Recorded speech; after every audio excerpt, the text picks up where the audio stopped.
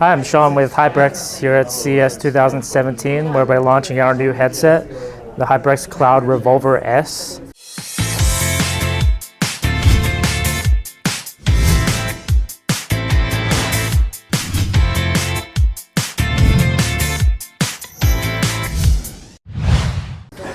So this is based off our Revolver stereo headset. We made a couple little tweaks where we made the headband a little wider for comfort and added a rubberized matte finish.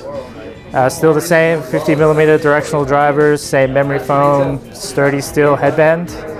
And the big change we made with this one is we've added an inline USB control with Dolby surround sound.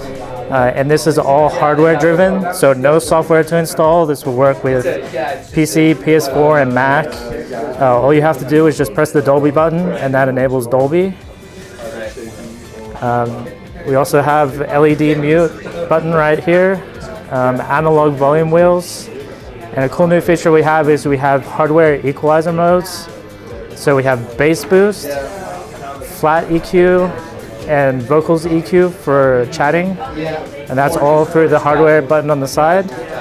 This will be available in March this year for $149.99 US.